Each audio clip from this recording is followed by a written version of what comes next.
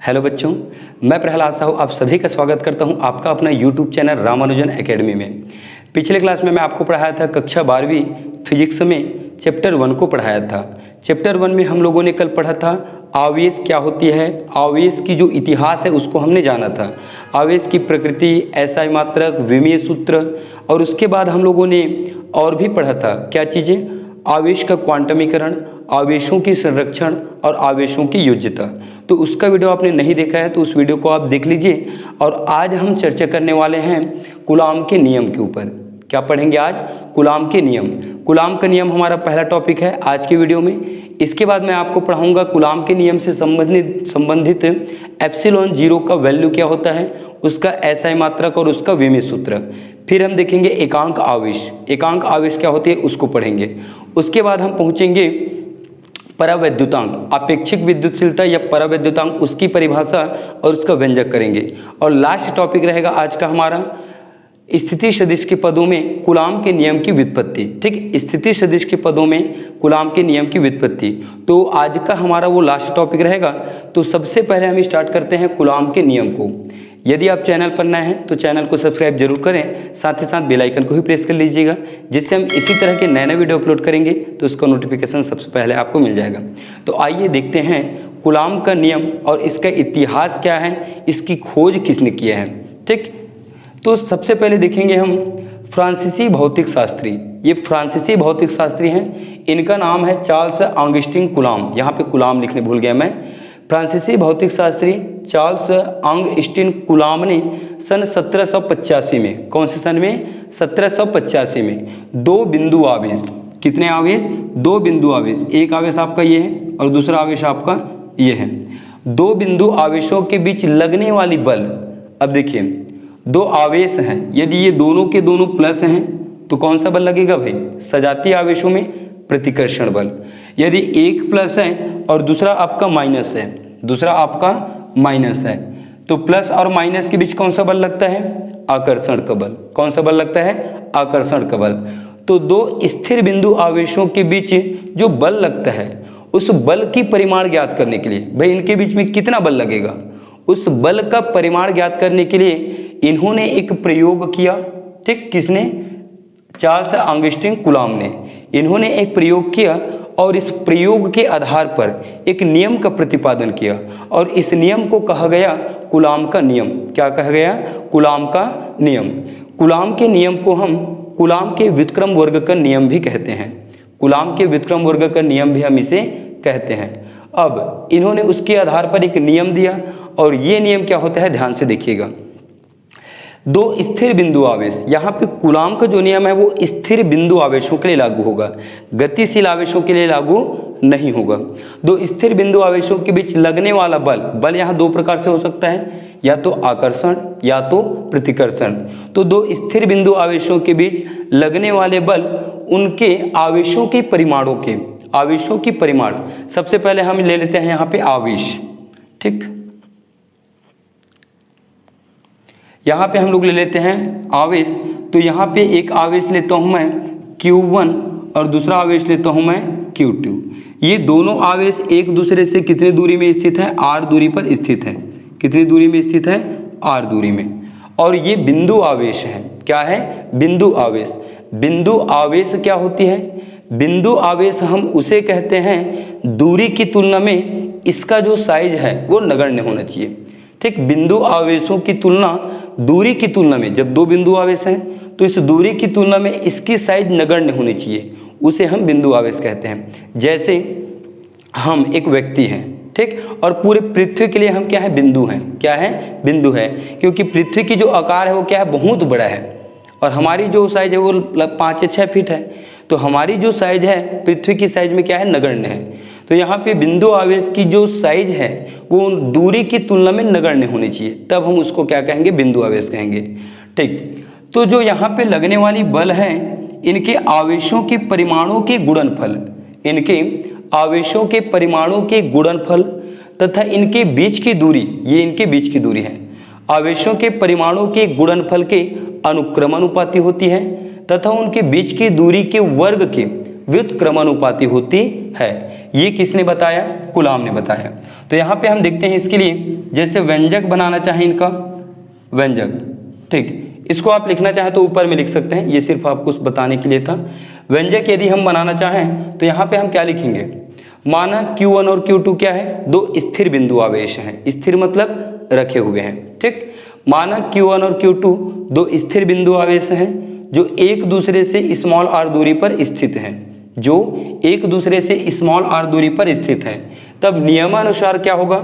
उनके बीच में लगने वाला जो बल है, ये जो बल है उन आवेशों के गुणनफल अर्थात Q1 इंटू Q2 आवेशों के गुणनफल के अनुक्रमानुपाती। ये चिन्ह यहाँ पे अनुक्रमानुपाती का काम कर रहा है। अनुक्रमानुपाती होती है, इसे देंगे हम समीकरण 1। तथा दूसरा क्या बोलता है भाई? उनके बीच की दूरी के वर्ग। बीच की दूरी क्या है? r है। व्युत्क्रमानुपाती, व्युत्क्रम मतलब होता है बटे में लिखना, उल्टा, ठीक, भाग के रूप में। तो ये जो लगने वाली बल है उनके बीच की दूरी मतलब r, इनके वर्ग की, व्युत्क्रम मतलब बटे में लिखना। तो हम बोलेंगे लगने वाली जो बल है उनके बीच की दूरी के वर्ग के व्युत्क्रमानुपाती होती है। इनको देंगे हम समीकरण 2। समीकरण 1 और 2 को मिलाकर लिखने पर, समीकरण 1 व 2 को मिलाकर मिला के हम इसलिए लिखते हैं, देखिए ध्यान से, इधर f और f सेम है तो हम इनको एक बार लिखेंगे। ये चिन्ह भी लगभग सेम है, तो यहाँ पे देखिए जब ये और ये दोनों बराबर होते हैं तब इस चिन्ह को हम अनुक्रमानुपाती बोलते हैं या समानुपाती बोलते हैं। जब यहाँ पे बल है और इधर कोई बटे में है जिसका हम बात कर रहे हैं दूरी, तो इस चिन्ह को हम बोलेंगे व्युत्क्रमानुपाती। क्या बोलेंगे? व्युत्क्रमानुपाती। तो जो f है ये एक बार लिखाएगा, ये चिन्ह भी एक बार, Q1 Q2 1 से गुणा होगा तो ये होगा Q1 Q2 बटे r का स्क्वायर, ठीक। अब ये जो अनुक्रमानुपाती का चिन्ह है जब हम इसे हटाते हैं तो इधर दाएं पक्ष में राइट साइड में एक नियतांक लग जाता है। इस नियतांक को हम लेंगे k, क्या लेंगे? k। और k को हम हमेशा क्या बोलेंगे? आनुपातिक नियतांक बोलेंगे। क्या बोलेंगे? आनुपातिक नियतांक। k का जो मान है वो मात्रकों की पद्धति के ऊपर निर्भर करता है। किसके ऊपर निर्भर करता है? मात्रकों की पद्धति। जहां हम बताएंगे, जहां k एक आनुपातिक नियतांक है, एक आनुपातिक नियतांक है,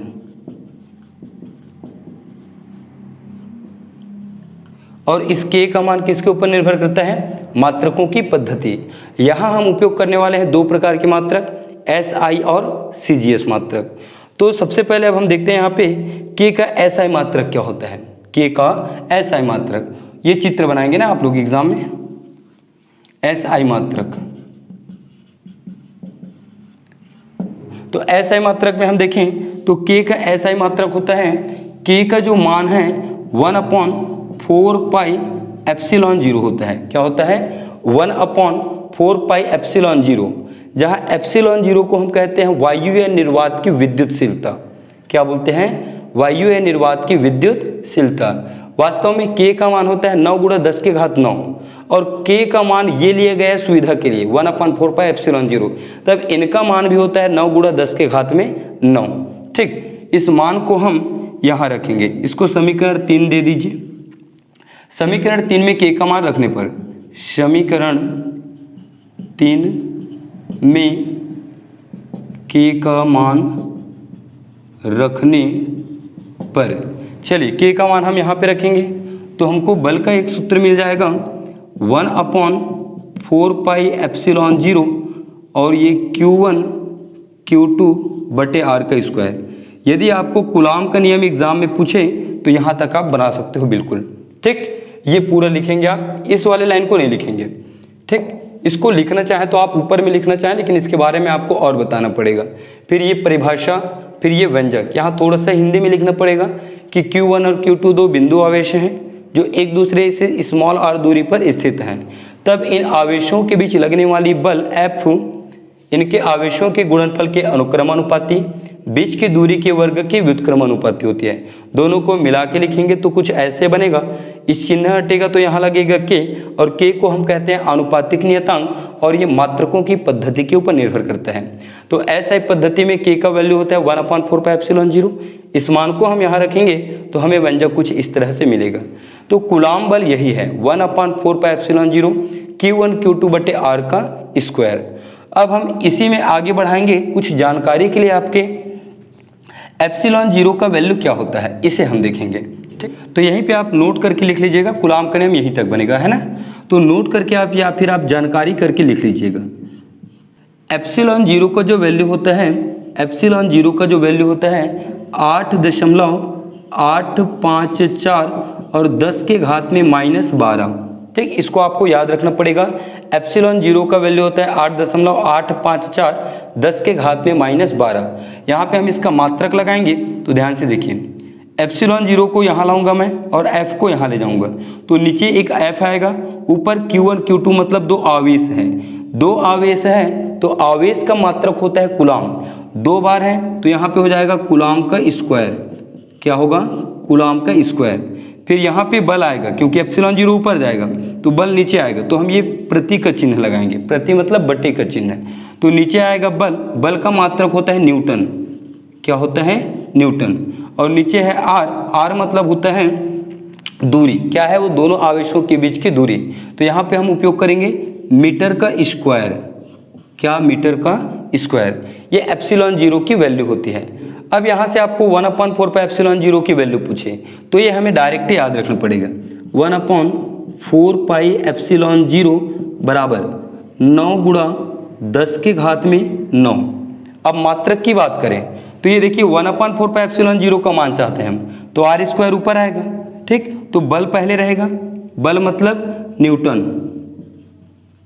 और आर स्क्वायर ऊपर आएगा इधर, इनको बस छोड़ेंगे हम, तो आर स्क्वायर ऊपर आएगा, मतलब मीटर का स्क्वायर। मीटर का स्क्वायर। Q1 Q2 बटे में आएंगे तो हम बटे करके लिखेंगे कूलॉम का स्क्वायर। कूलॉम का स्क्वायर। तो 1/4πε0 का वैल्यू आपको याद रखना पड़ेगा, क्योंकि जब हम गणितीय क्वेश्चन बनाएंगे, न्यूमेरिकल क्वेश्चन सॉल्व करेंगे तो इसका जरूरत हमें पड़ेगा। ठीक, तो इस तरह से एप्सिलॉन जीरो का वैल्यू ये होता है, और 1/4πε0 का वैल्यू होता है 9 गुणा 10 के घात 9 न्यूटन मीटर स्क्वायर प्रति कूलॉम का स्क्वायर। तो इसको आप सबसे पहले स्क्रीनशॉट ले लीजिए। उसके बाद इसका मात्रक तो हम निकाल लिए, यही इसका मात्रक है, ये वाला है, सॉरी, ये कूलॉम स्क्वायर प्रति न्यूटन मीटर स्क्वायर। अब एप्सिलॉन जीरो का हम विमीय सूत्र देखेंगे। क्या देखेंगे? विमीय सूत्र। तो इसे आप स्क्रीनशॉट ले लीजिए, उसके बाद फिर मैं इसे मिटा देता हूँ।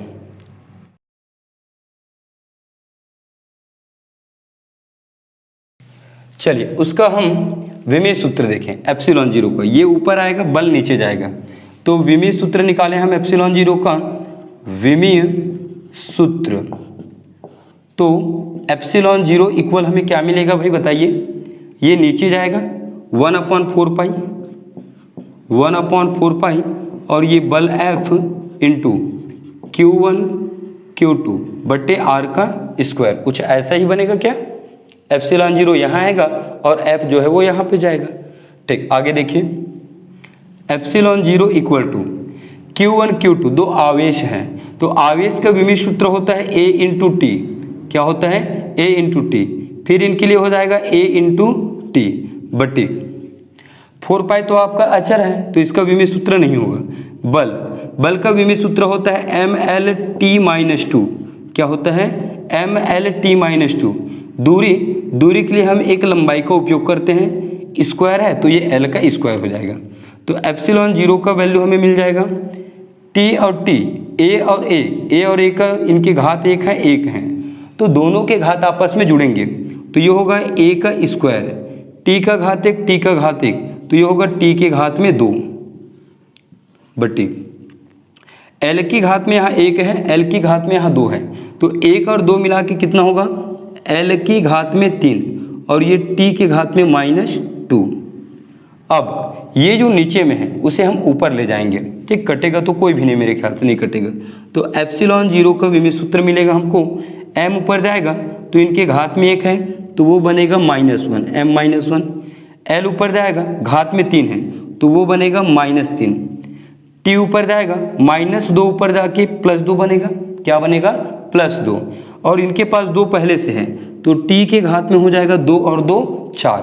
फिर a बचा है जिसे हम लास्ट में लिखेंगे a का स्क्वायर। इस तरह से एप्सिलॉन 0 का विमेय सूत्र ये निकल के आता है। जैसे ऑब्जेक्टिव क्वेश्चन 1 नंबर या 2 नंबर में पूछ दे तो यह आपको पता रहना चाहिए।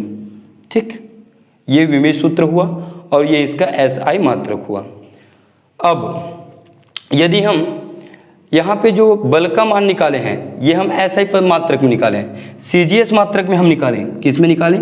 CGS मात्रक में। तो CGS मात्रक में जो K का मान होता है, यहाँ पे जो K का मान होता है वो होता है 1। क्या होता है? K का मान 1। तो बल क्या निकल के आएगा? F बराबर समीकरण 3 में देखिए, जहाँ पे हम K लिए हैं, समीकरण 3 में K लिए हैं, वहाँ रखेंगे हम 1, तो ये हो जाएगा Q1 Q2 बटे R का स्क्वायर। CGS पद्धति के लिए ना, CGS मात्रक के लिए यदि बात करें तो K का मान होता है 1। क्या होता है? 1। तो बल का मान निकल जाएगा Q1 Q2 बटे R का स्क्वायर। ठीक, तो इसे आप स्क्रीनशॉट ले लीजिए। फिर इसके बाद हम देखेंगे इसी सूत्र से रिलेटेड एकांक आवेश, वो भी इम्पॉर्टेंट है, पेपर में 1 नंबर या 2 नंबर में उसको पूछता है। तो स्क्रीनशॉट ले लीजिए, फिर इसको मैं पूरी तरह से क्लियर कर देता हूँ। ठीक, तो अब हम देखने वाले हैं एकांक आवेश क्या होता है।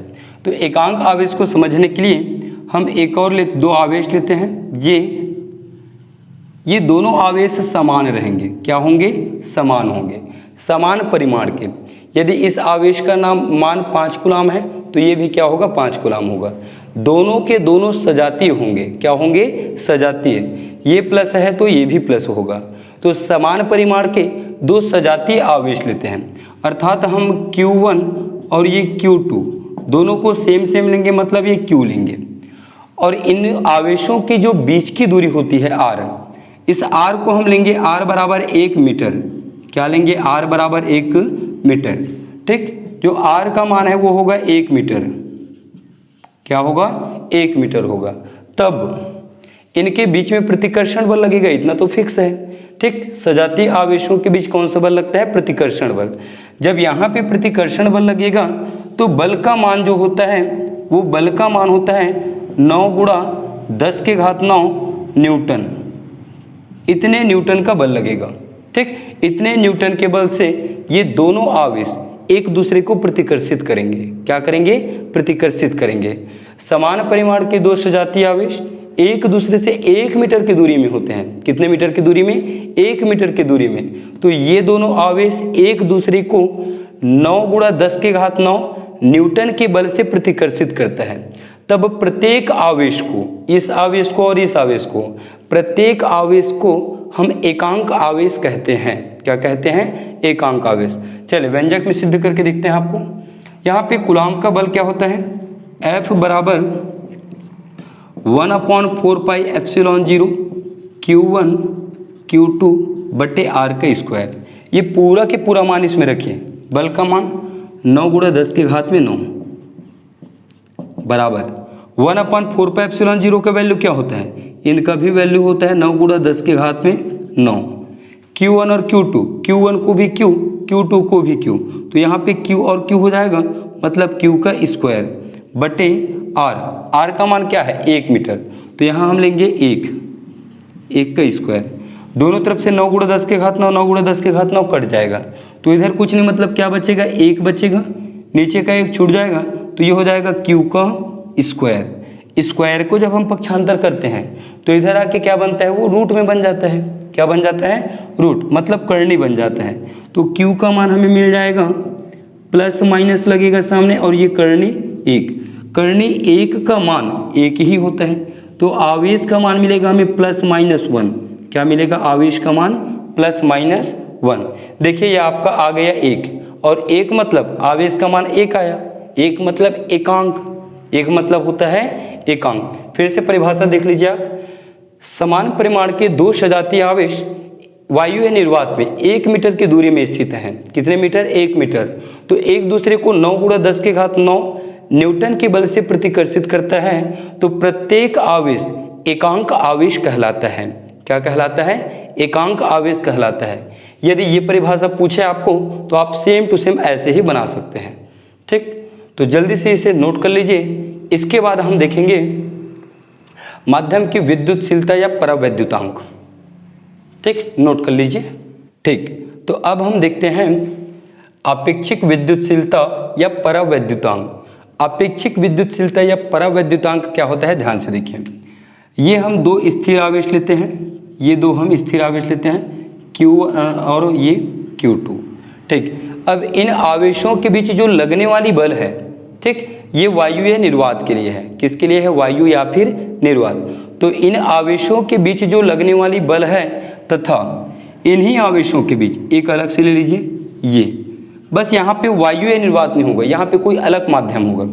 इनके बीच में है वायु या निर्वात, वायु या निर्वात, इनके मध्य लगने वाला बल तथा इन्हीं आवेशों के बीच, ये सेम दूरी में है ना, जिस दूरी में ऊपर वाला है सेम ये भी है, तो ये Q1 और ये Q2, यहाँ कोई अलग माध्यम है, यहाँ कोई अलग माध्यम है। तो वायु या निर्वात में किन्हीं दो निश्चित दूरी पर स्थित आवेशों के बीच लगने वाली बल तथा उन्हीं आवेशों पर एक कोई अलग माध्यम में, माध्यम अलग रहेगा, तो इस माध्यम में लगने वाले बल दोनों के अनुपात को हम क्या बोलते हैं, परावैद्युतांक या आपेक्षिक विद्युतशीलता बोलते हैं। क्या बोलते हैं, परावैद्युतांक या फिर आपेक्षिक विद्युतशीलता। इसके व्यंजक को यदि हम निकालें तो कुछ ऐसे बनेगा ये। ठीक, सबसे पहले हम इसके लिए निकालते हैं, कूलॉम का नियम लगाते हैं। वायु या निर्वात में, वायु या निर्वात में लगने वाला बल, लगने वाला बल कौन सा बल लगता है, कूलॉम का बल लगता है। तो F बराबर होता है 1/4 पाई एप्सिलॉन 0 Q1 Q2, क्या होगा, Q1 Q2 बटे R का स्क्वायर। ये वायु या निर्वात में दो आवेशों के बीच लगने वाली बल है, इसको हम देंगे समीकरण 1। क्या देंगे, समीकरण 1।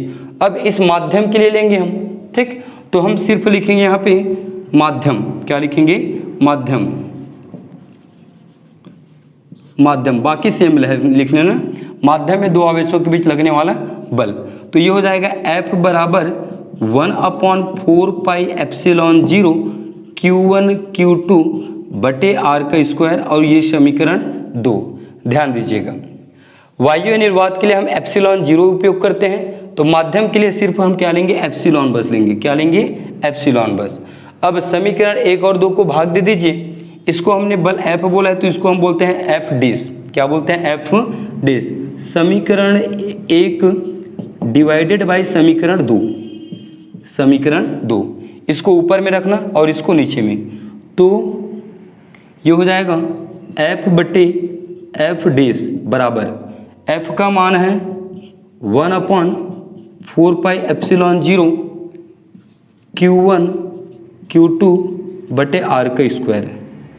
F डैश का मान है 1/4 पाई एप्सिलॉन, सिर्फ एप्सिलॉन रहेगा ना यहाँ पे, 1/4 पाई एप्सिलॉन और Q1 Q2 बटे R स्क्वायर, Q2 बटे R का स्क्वायर।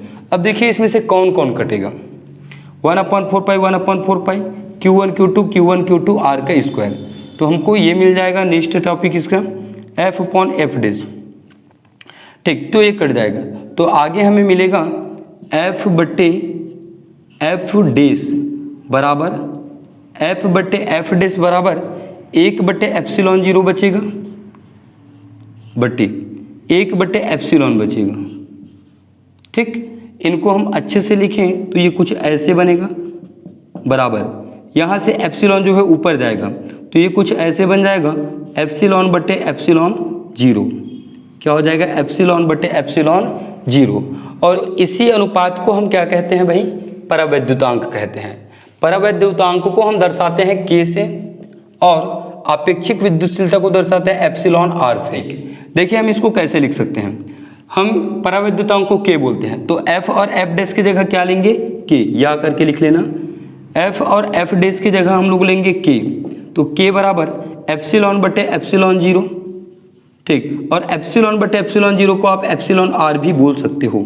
क्या बोल सकते हो, एप्सिलॉन R।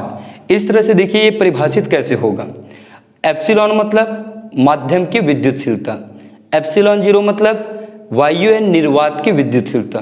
तो माध्यम की विद्युतशीलता, वायु या निर्वात की विद्युतशीलता, इनके अनुपात को परावैद्युतांक कहते हैं या अपेक्षिक विद्युतशीलता मतलब एप्सिलॉन आर कहते हैं। इस तरह से ये आपका परिभाषित हो सकता है, लास्ट में आप उसको लिख सकते हो।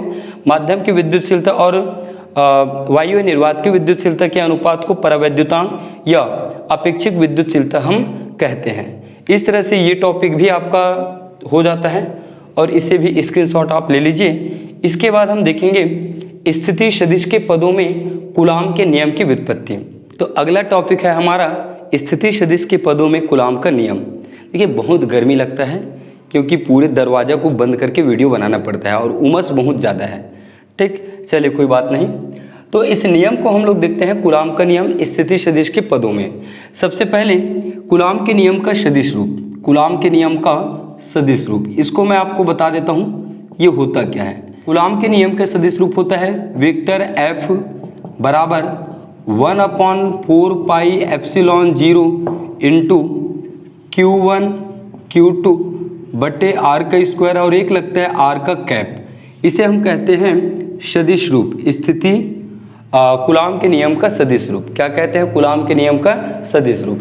इसी सूत्र की सहायता से इसको हम हल करेंगे। तो देखिए स्थिति सदिश के पदों में कूलाम के नियम के लिए हम दो अक्ष लेते हैं।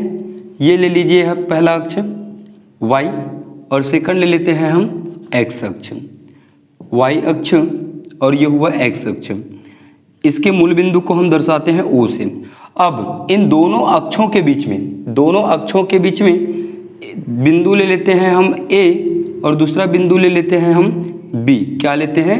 A और B लेते हैं।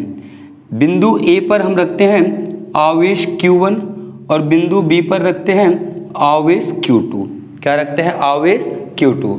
दो स्थिर आवेश Q1 और Q2 बिंदु A और B पर रखा हुआ है या बिंदु A और B पर स्थित है। आवेश Q1 की स्थिति सदिश O से R1 क्या है? R1 और आवेश Q2 का O से स्थिति सदिश है R2 क्या है? R2। Q1 की स्थिति सदिश मूल बिंदु O से R1 और Q2 की स्थिति सदिश मूल बिंदु O से R2 है। अब आवेश Q1 Q2 पर बल आरोपित करेगा तथा आवेश Q2 Q1 पर बल आरोपित करेगा, तो दोनों एक दूसरे के ऊपर बल लगाएंगे।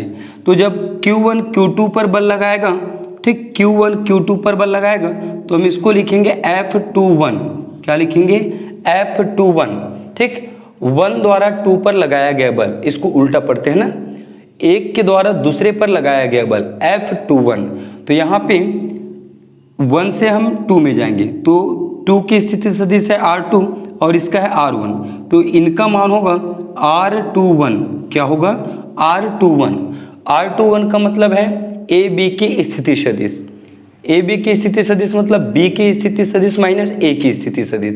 अब हम इसको Q2 Q1 पर बल लगाएगा, Q2 Q1 पर बल लगाएगा, तो 2 के द्वारा 1 पर लगाया गया बल ये होगा F12।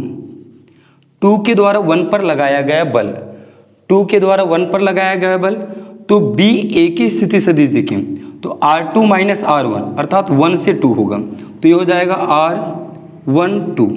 क्या होगा? R12। इस तरह से ये चित्र आपका कंप्लीट होता है। ध्यान से देख लीजिएगा। अब हम लोग कूलाम के नियम का यहाँ पे उपयोग करते हैं। यहाँ थोड़ा सा आपको हिंदी में लिखना पड़ेगा कि Q1 और Q2 दो आवेश हैं, दो बिंदु A और B पर स्थित है। Q1 की स्थिति सदिश मूल बिंदु से R1 और Q2 की स्थिति सदिश मूल बिंदु से R2 है। अब कूलाम के नियम से या कूलाम के बल से, तो Q1 द्वारा Q2 पर आरोपित बल, Q1 द्वारा आवेश Q1 द्वारा Q2 पर आरोपित बल क्या हो जाएगा? F बल का सूत्र F21 लिखेंगे 1 द्वारा 2 पर, तो F21 और ये वेक्टर 1 द्वारा 2 पर आरोपित बल 1/4 पाई एप्सिलॉन 0 Q1 Q2 बटे R। यहाँ पे दूरी को हम लेंगे 2 और ये 1 और ये स्क्वायर, यहाँ होगा वेक्टर R R21 का कैप सदिश रूप में लेंगे ना। अब देखिए R21 का मान क्या होगा भाई, R21 का मतलब है 2 का स्थिति सदिश माइनस 1 का स्थिति सदिश। थोड़ा इसको हम पहले आगे बढ़ाते हैं, तो F21 वेक्टर ये मिलेगा आपको 1/4 pi epsilon 0 Q1 Q2। R21 का मैं ऊपर नीचे गुणा कर रहा हूँ, ध्यान दीजिएगा। यहाँ R21 का स्क्वायर है, क्या है R21 का स्क्वायर, तो एक और लाऊंगा मैं R21, तो ये स्क्वायर क्या बनेगा, घात 3 बनेगा। तो R21 और ये घात में बनेगा 3 इंटू यहाँ पे हो जाएगा R21 इंटू R21 और ये कैप। R और R कैप का वैल्यू, R और R कैप का वैल्यू वेक्टर R होता है। क्या होता है, वेक्टर R। इसलिए हम लोगों ने यहाँ पे R और R का ऊपर नीचे गुणा किया है। यहाँ पे R21, यहाँ पे एक और R21 आएगा, तो घात 2 तो वो क्या बनेगा, घात 3 बनेगा। तो हम इसको लिखेंगे F21 बराबर 4 पाई एप्सिलॉन 0 और ये होगा Q1 Q2 बटे R21 का मतलब है कि R2 माइनस R1, R2 की स्थिति सदिश माइनस R1 की स्थिति सदिश, तो ये निकल जाएगा R2 माइनस R1। हम वेक्टर में ले रहे हैं तो इसको हम परिमॉड लगा सकते हैं, क्योंकि दूरी कभी भी ऋणात्मक नहीं होती है और मॉड के अंदर का वैल्यू हमेशा धनात्मक होता है। क्या होता है, हमेशा धनात्मक होता है। और घात में लेंगे हम लोग 3। R21 का मान ये कहाँ से आया भाई, R21 का मतलब होता है 2 की स्थिति सदिश माइनस 1 का, तो R2 माइनस R1 क्या होता है, R2 माइनस R1। अब R into R cap, R into R cap होता है R का वेक्टर, तो ये हो जाएगा R21 का वेक्टर। क्या हो जाएगा, R21 का वेक्टर। नीचे लाइन से हम लोग लिखें तो F21 बराबर ये होगा 1/4 पाई एप्सिलॉन 0 Q1 Q2 बटे R2 माइनस R1 और ये घात में लगेगा 3 इंटू R21 को फिर हम ये लिख सकते हैं R2 माइनस R1, तो ये हो जाएगा R2 माइनस R1 और ये हो जाएगा वेक्टर, और इनको हम देंगे समीकरण 1। अब देखते हैं दूसरा नंबर का, Q2 द्वारा Q1 पर आरोपित बल। तो सेम टू सेम हम ऐसे ही बनाएंगे, कोई अंतर नहीं आएगा आपका, बस यहाँ पे 2 1 को 1 2 करेंगे, 1 2 करेंगे, यहाँ 1 2 होगा, 1 2 होगा। तो हम एक काम करते हैं, इस पूरे को ना बना के डायरेक्ट फाइनल इसको लिखते हैं, और इसमें जहाँ 1 2 है उसको हम 2 1 है उसको 1 2 कर देते हैं, बाकी सेम टू सेम आपका बन जाएगा। तो हम इसको लिखेंगे इसी प्रकार Q2 द्वारा Q1 पर आरोपित बल क्या होगा, F21 है, तो यहाँ हम लिखेंगे F12। क्या लिखेंगे, F12 1/4 पाई एप्सिलॉन 0, तो सेम रहेगा 4 पाई एप्सिलॉन 0 सेम रहेगा। Q1 Q2 इधर लिखो चाहे इधर, इसको कुछ फर्क नहीं पड़ता, तो Q1 और ये Q2 बट्टे 2 की जगह 1 और 1 की जगह 2, तो ये हो जाएगा R1 माइनस R2 मॉड घात में 3, ठीक। 2 की जगह 1 और 1 की जगह 2, 2 की जगह 1 और 1 की जगह 2, तो ये हो जाएगा, अच्छा y को इधर डाल दो, 2 और 1, तो ये हो जाएगा R1 माइनस R2, ठीक। आगे बढ़िए। अब देखिए इधर ध्यान से आप, 1 और 2 है, यहाँ पे R1 और R2 है। यदि मैं इन दोनों से माइनस को कॉमन निकालूं तो कुछ ऐसे बनेगा, मॉड माइनस, इन दोनों से माइनस निकालूं तो R1 प्लस है तो वो बनेगा, R2 माइनस है तो वो बनेगा प्लस, तो ये बनेगा R2 माइनस R1।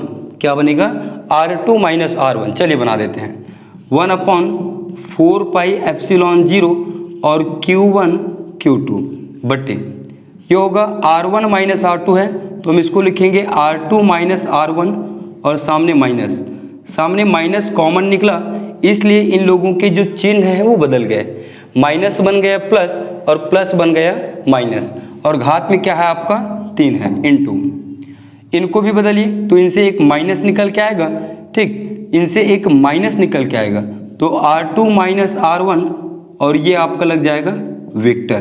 क्या लग जाएगा, वेक्टर। इनसे जो माइनस निकल के आया है उसे मैं सामने लगाता हूँ यहाँ पे, ठीक, अब एक लाइन बस इसको मैं हल करता हूँ, या इस माइनस को इधर भेज देता हूँ F12 की तरफ। तो इस माइनस को मैं इधर भेजूंगा तो ये जो F12 है वो बन जाएगा माइनस, क्या बन जाएगा, माइनस, या दोनों पक्षों में माइनस का गुणा। तो F12 में माइनस का गुणा क्यों होगा, तो क्या होगा भाई, ये F12 में यहाँ माइनस होगा और ये माइनस और माइनस हो जाएगा प्लस। इधर से बचेगा 1/4 pi epsilon 0, 4 pi epsilon 0 Q1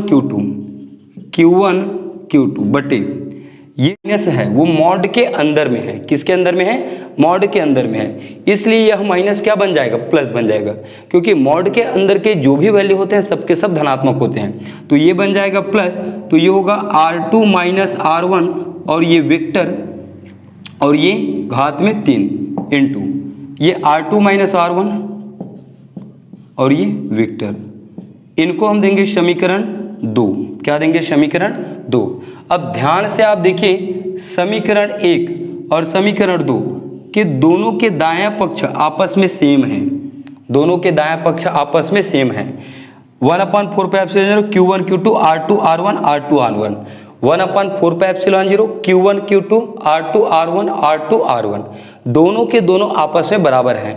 जब समीकरण 1 और 2 के दायां पक्ष आपस में बराबर हैं तो इनके बायां पक्ष भी क्या होंगे, आपस में बराबर होंगे, अर्थात F21 माइनस F12 के बराबर होगा। तो हम इसको लिखेंगे समीकरण 1 व 2 से, समीकरण 1 व 2 से F21 बराबर F12 माइनस F12।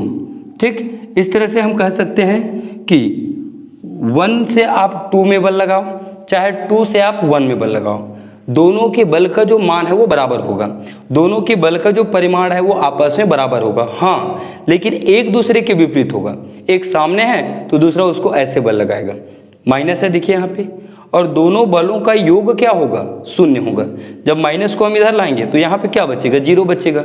तो 1 के द्वारा 2 पर लगाया गया बल और 2 के द्वारा 1 पर लगाया गया बल, दोनों बलों का जो परिमाण है वो बराबर होता है, लेकिन एक दूसरे के विपरीत दिशा में होते हैं। ठीक, तो इस तरह से ये जो टॉपिक है वो कंप्लीट होता है। और इसमें आपको कहीं पे भी दिक्कत हो, थोड़ा सा यहाँ पे पास हो गया तो देख लीजिएगा, मेरे ख्याल से समझ आ गया होगा। यदि कुछ भी दिक्कत है तो मुझे कमेंट करके जरूर बताएं। तो लास्ट छोटा सा टॉपिक है कूलाम के नियम की सीमाएं। तो कूलाम की जो नियम की सीमाएं हैं उसे मैं आपको बता देता हूं और नीचे डिस्क्रिप्शन में लिख भी देता हूं। तो पहला नंबर लिखेंगे आप, ये जो कूलाम के नियम है ये सिर्फ बिंदु आवेशों के लिए सत्य है। किसके लिए सत्य है, बिंदु आवेशों के लिए। दूसरा, कूलाम के नियम स्थिर आवेशों के लिए सत्य है, गतिशील के लिए नहीं। आवेश गतिशील है तो वहाँ पे कूलाम का नियम लागू हम नहीं कर सकते हैं। तीसरा, कूलाम के नियम अधिक दूरियां तथा 10 के घात -15 मीटर 10 के घात -15 मीटर से कम दूरी के लिए सत्य नहीं है। अधिक दूरी तथा 10 के घात -15 मीटर से कम दूरी के लिए सत्य नहीं है। तो 3 यहाँ पे कूलाम के नियम की सीमा है, तीनों को नोट कर लीजिएगा।